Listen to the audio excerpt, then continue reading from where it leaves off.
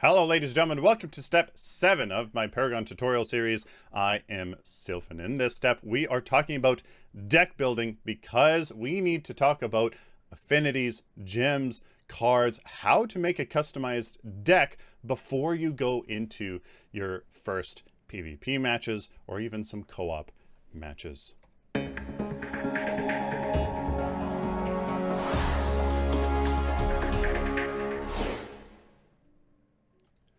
So, ladies and gentlemen, welcome to deck building. Head on over to collection and your collection tab, you'll be open up to your heroes tab. Next, go to decks. You will be greeted by a couple open slots as a new or beginning account.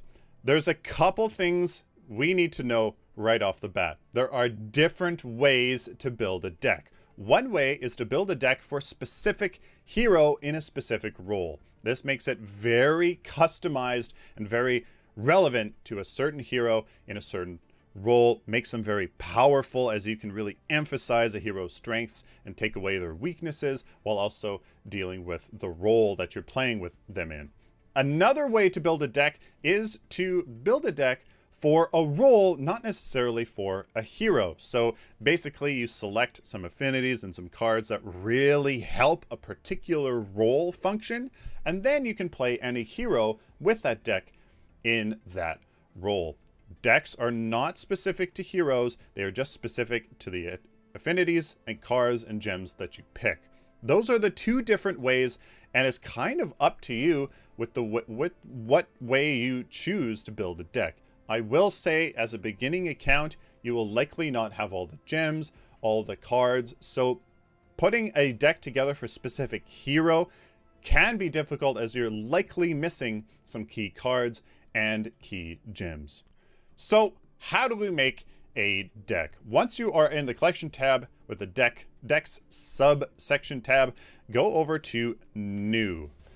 I have a lot of deck slots. You likely have enough to make a deck yourself, or you can buy deck slots with reputation or coins, which is basically money. Here are the affinities that you absolutely need to know and study. Growth is a very defensive, steadily increasing in strength sort of affinity. It's associated with the color green and is very good for tanks or defensive heroes. Also has some cards that generally increase in strength the longer you have this card in hand. Knowledge is a very tactical playstyle affinity that you kind of can outwit your opponents, and very well suited for casters that need lots of mana or who need lots of power to deal lots of damage. That is what the knowledge affinity is about. Order is a very supportive playstyle, very great for supports, which basically improves your team directly with vision, with buffs, stuff like that. If it's a very supportive, and it actually has some great cards for just improving your own hero in some specific ways very nicely. Order, definitely a affinity you shouldn't underestimate. It's really, really, really, really valuable. Death, it's basically what it sounds like. It's a very insidious playstyle, lots of damage, but it bends the rules to your benefit. So some kind of normal MOBA things or normal game things that you would kind of think should exist, death bends those rules. Do you want a card that, has much more stats than it should? Well, here it is on death, but there's a drawback to it. Death, very interesting affinity that you absolutely need to know about. The next affinity is chaos, and again, it sounds exactly like it sounds. It's a very aggressive playstyle, pushing everything to its limits. Lots of damage. If you want to be a little bit tanky but still be aggressive, the chaos is the affinity for you. Carries love this. Assassins love this. Damage dealers love this. Chaos, really great affinity. Now we need to select 2 affinities for a deck. You have to select 2, not 1 or more. You have to select 2. In this case, we're going to build a deck for Gideon, as he was the hero we most we've played the most, but also didn't really talk about the caster role too much. So we're gonna pick Knowledge. As I mentioned, it was great for casters with their mana and power, and we're gonna select Death, because Gideon can deal tons of damage and has this really great black hole and his teleport to move around the map. He can definitely benefit from Death's insidious playstyle while bending some pretty good rules. Hit Next to move on to this screen. On this screen, you will find a Cards tab. It says 0 because we haven't selected any cards yet. You have to have 3 cards with a maximum of 12. This is your Gems tab, 0 gems in deck with 6 of them being required, and the 3 attribute trees, and the Finalize tab where you get to name your deck and have an overview of the gems and cards you've selected. How to build a deck now that we've selected the affinities is up to you. You have to know all of the affinities, what cards they have, all of the gems, because there is some interplay and crossplay. Some gems do what some cards do, some cards do a kind of what some gems do. So you don't want to overlap, and you need to have an idea of what you're kind of going for a specific role or a specific hero in order to kind of not have things that do each other's jobs. Now, because we have 12 maximum cards that we can have in this deck, I like to split that 12 into different things. If you want, we can think of a deck as 4 early game cards, 4 mid game cards, and 4 late game cards. Or you can think of it, the 12 as 3 early game cards, 3 mid game cards, 3 late game cards, with 3 general options that you might want at different times. With that said, the 3 options usually ends up being 1 option for the early, mid, and late. So I just like the 4, 4, and 4. For Gideon, I am going to just kind of give you my line of thinking with Gideon specifically, but again, for whatever hero you are making for this deck for, whatever role you're making this deck for, you just have to know what the hero likes, what the role likes, and that takes experience and just the knowledge that I presented, hopefully, in the previous videos with those roles and those certain hero types. So, for that said, we're going to go for Gideon. Rejuvenator gives us great sustain. I want that option in the early game as it only costs 300 gold. Advanced Evolution is a 1-cost card, which you really need. You probably want 1 or 2 1-cost cards at least, just so that you can get early value with very little investment. Font of Experience is a 1,000 gold cost card that gives us more experience so that we can be higher level over our opponents. And I'm going to go for Mana Flow Acolyte here because it grants us maximum mana and power whenever we purchase Intellect. So as soon as we get 3 Intellect points, we can put Mana Flow Acolyte on and keep it for the rest of the time when we are purchasing Intellect. Now on to the mid-game 4 cards. Astrolabe is a teleport forward on a card. Gideon already has his teleport, so I'm not going to get this one. Instead, Invader Mage, 4-cost card for power and ability pen, which basically means that the enemy gets to reduce our damage less, which is fantastic. Power Tap, very interesting option. You spend 4,000 gold to consume this card to permanently increase power. Essentially, you can just constantly get gold and constantly increase your power infinitely. I love this. The next card that we're going to get is Finder of Playthings. It requires a little bit of vitality, but that is okay because it grants us vision. Like I said in the support tutorial video, vision's very important, and as a mid laner, there's a lot of ways for your enemies to come and get you, so I like Finder of Playthings as a general option. Next, a 7-cost card here through Thaumaturge will finish off our 4 mid-game cards that are options, and this just gives us power mana, power equal to 1% of our maximum mana, which synergizes very well with Mana Flow Acolyte, and the more that we damage an enemy hero, we can get even more mana. Perfect for dealing lots of damage all the time. As for our 4 late game cards, Atomic Soldier, Power, Mana, and increasing all of our ability damage by 10% is fantastic. Sleeper Agent, Power and Mana, again, perfect.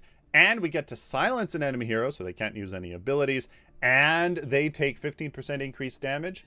Wondrous card, so we can use this, and then we can use the rest of our abilities to deal crazy amount of damage. Corrosive Walker, very good card on Gideon, gives us tons of power, great for dealing damage, and health, so we can stay healthy while we are immobilized during our black hole, but reduce ability armor of nearby enemies by 30 for 6 seconds. Basically, we can use this card, and then every hero around us will take that much more damage from our abilities.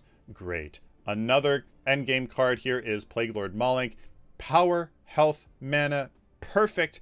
And we get to reduce the healing that enemy heroes take while they are close by. So basically our damage really sticks onto them. And they are slowed by 15%. So that when they are in our black hole, they really can't move. And we can, more importantly, escape from melee heroes as they can't catch up to us. There you guys go. There is my thinking for Gideon specifically with all the cards that are currently in the game.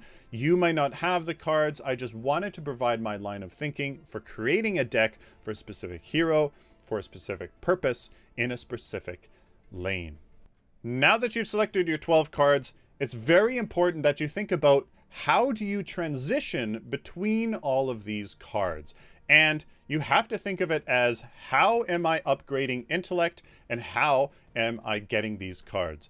So I will give you my line of thinking and how I like to think of getting these cards. So as you are purchasing intellect, we first get advanced evolution right off the beginning.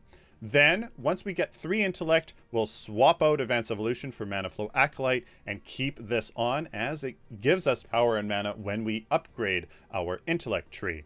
Then, once we get 4, we'll put on Invader Mage while also having a Mana Flow Acolyte. And then we may want to put some points into Vitality and swap out Invader Mage for Finder of Playthings. Maybe we want that that Vision. It's up to you. We can continue going down intellect and maybe take away Invader Mage, swap that out for Thaumaturge once we get a total of 10, 7, and 3 from Mana Flow Acolyte. Thaumaturge, maybe we want that on as fast as possible so we can keep getting that increased mana from attacking enemy heroes. It's up to you. Once we keep going, maybe we don't want Thaumaturge and we just want to put 1 more point and get Atomic Soldier instead, while also having Mana Flow Acolyte dealing increased ability damage through Atomic Soldier. It's up to you.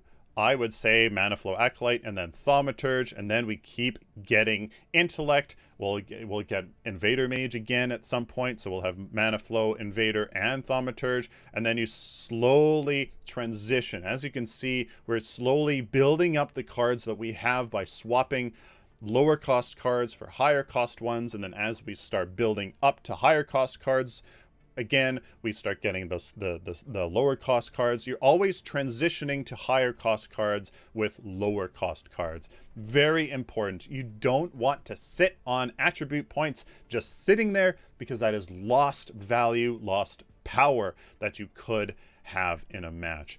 For example, Corrosive Walker here, 4 Vitality, 8 Knowledge. Well, Finder of Playthings has Vitality and Knowledge as well, and provides us the option to transition into Corrosive or even Plague Lord through Finder of Playthings. You want to think of it like that because you do not want a whole bunch of attribute points just sitting there unspent on cards. You want to make it so that there are transition points in your deck. This deck is fairly simple. It's a lot of intellect, but as soon as you start getting into decks that have a lot of cards with multiple attribute trees in them, then it starts to get a little bit harder with creating those transition cards. Now that we have all of our cards, we go on to our gems. Like I've said a couple times already, you need to know all of the affinities, all the cards, and all of the gems because you don't want crossover in your deck. You want to minimize that, and you really need to know kind of what you're going for and what gems achieve that goal and what cards achieve that goal. Slot 1 gems here in all of these trees are very important to know. They're easy to get, so they're easy, quick value. That's very important. As you can see, there are options in each of these slots that you really need to know. Intellect, for example, has very powerful gems, and in this case, I'm going to go for Auto Shield. Gain 100 shield for 4 seconds when you fall below 25% max health. This has saved my butt a lot of times. Vitality also has very, very good gem here, which is Quick Exit. You gain increased move speed for 6 seconds when leaving base, so you can get back into lane, keep last hitting, keep farming, keep harassing your enemy. Your enemy laner. Jungle lifesteal is stay healthy in the jungle. Healing towers to stay healthy while under tower. Very good for the off lane. Tier 1 gems, very important to know. For example, I'm going to go through the gems that I'm going to put on this deck and give you my line of thinking. It's very important that you know that you do not need to have gems in every slot. You can, for example, do this, and this is perfectly fine. You don't have to have a gem in every single slot. For the slot 7 gem here on Gideon, we're going to get Deadly Mana. Increase that mana even more from Mana Flow Acolyte and Thaumaturge so we can get power through that mana and simply keep having these abilities to use and deal damage. Slot 13, very powerful tier slot, and we're going to go for Mana Fountain. Have even more mana to spend on abilities all the time to keep doing damage. And it's very important to know that slot 13, 19, and 25 gems have stats on them. They have power, health, etc., on them, which is why there's a lot more of them. It's very important that you select the gem with the stat that you want on it, because that's a little bit of stats that can go a long way. For example, I'm picking the Mana Fountain that has power on it because I want to do damage. Slot 19, another very powerful gem slot here in Intellect, that provides us with Spell Shield, the one that I'm going to go. When I go into the black hole, I don't want somebody to use a stun on me and stop my ultimate.